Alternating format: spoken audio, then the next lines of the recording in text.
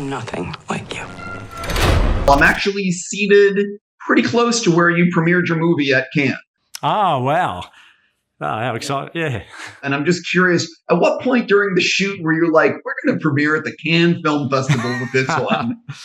At no point. It didn't even, I don't know.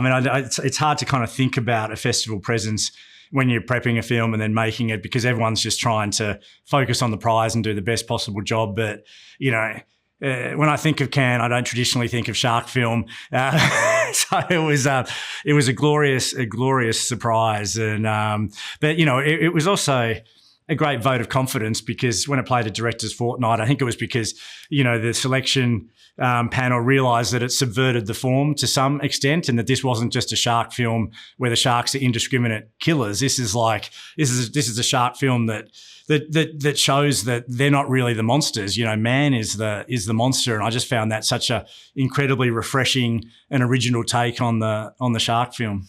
To be honest, that's one of the things I really, really enjoyed, because I do think that after Jaws, sharks were permanently, it's been 50 years now, and I think sharks have been looked at in a different light for 50 years as a result of that film. And I love that movie, but sharks are not what they are in that. And it's really man that's the killer.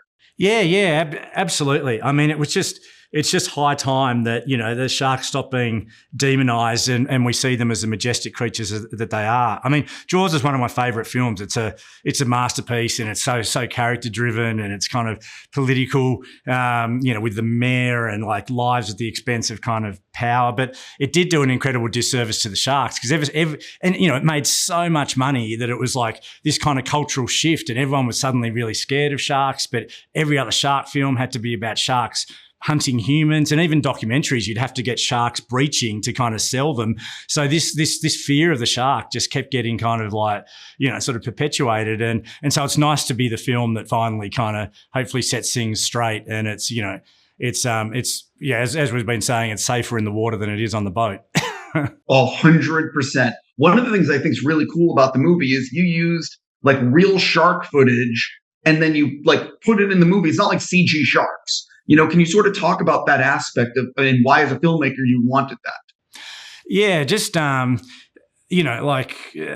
think shark films, they've got a little bit kind of video gamey, where the sharks just all look so kind of sleek, and they almost had like human expressions. And I was adamant that, I wanted to use a variety of sharks that were reflective of the area that we shot in, and not just rely on the great white, but also I wanted them to have scars the same way that humans have scars, and how our imperfections define our kind of personality.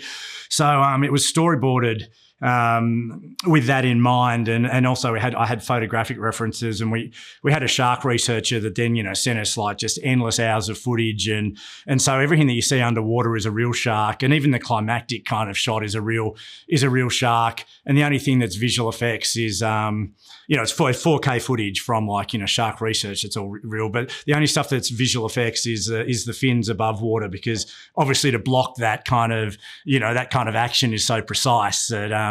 And the other thing is, it's like shark footage is invariably underwater, because that's where people are diving. It's very, very hard to capture fins above water, because you don't know when the sharks are going to turn up. 100%. So I've been asking this of everyone recently. I love seeing movies in movie theaters, and not on your iPhone and not on your TV. And I'm just curious if you have a favorite movie theater.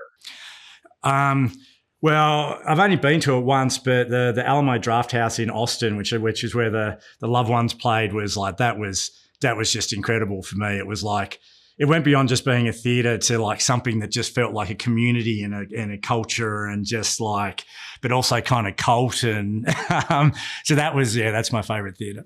So I love talking about editing, because it's ultimately where it comes together. So I'm just curious, how did the film possibly change in the editing room in ways you didn't expect?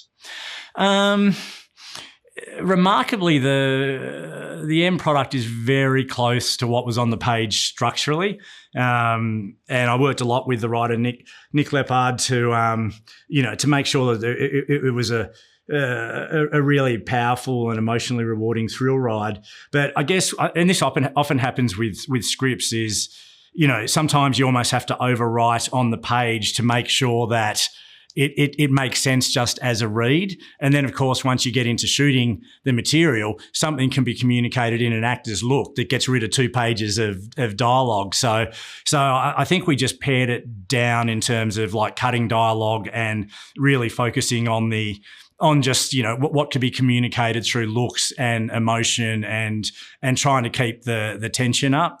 But structurally, it's remarkably similar. I mean, we did try and move things around, and we ended up just coming back to the original plan. We only tested it once, and it tested really well. And most of the changes were just to the final act, because once we actually started getting digital sharks in there, it changed the rhythm as well. You know, like it needed some more breathing space at the end of seeing a shark. Whereas when you're cutting something to begin with like a guitar pick for a shark fin, it's sort of like, it's not quite the same as once you get once you start to get the shark effects in there, and we had 4K footage kind of coming in sort of throughout. But as it got closer to the finish line, then it was just really about pacing issues. So obviously I have to touch on Jai's dance, because it's, you know, one of the I'm joking around, but it's a highlight for me of the film. What the hell was it like filming that?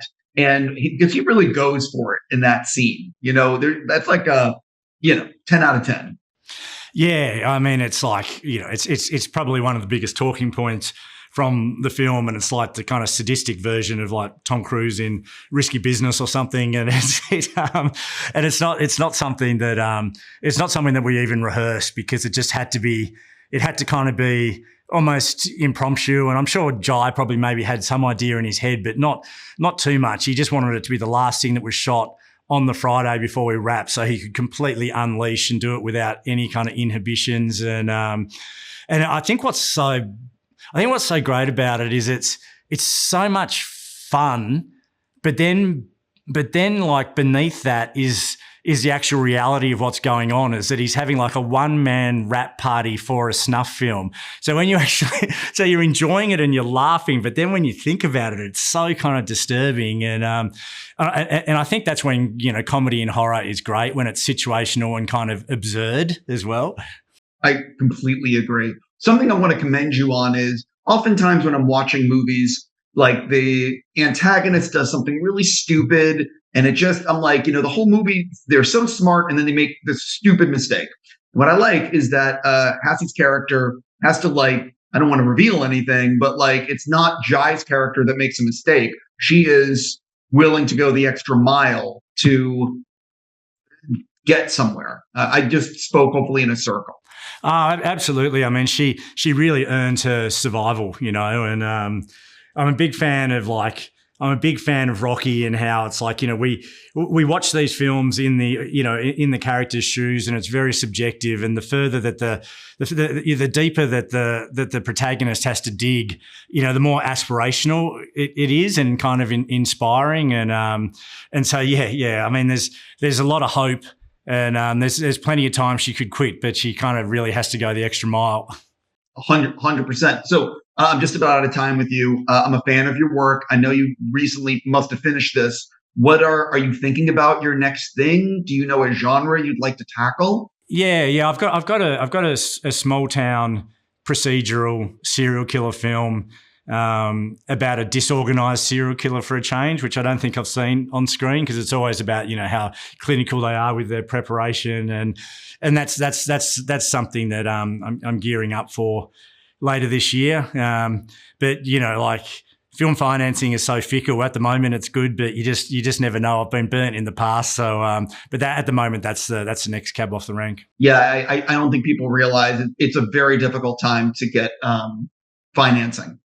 Yeah. It's always, you know, it's like, it's always tricky, but I hope, it's been a while between drinks, and, you know, after The Devil's Candy, I wrote a lot of scripts, sold all those options, and I'm just so happy to be back with, something that's this fun, because, I mean, I don't know, I think all my films have something that's one thing they have in common. They're kind of, you know, they're glossy, and they're attacking, and they're fun, and so, you know, like I feel like this kind of is a natural progression, and hopefully they turn up and the next one comes along sooner. I wish you nothing but the best, and I do hope this is a big hit for you. Thank you for giving me your time. Thanks so much.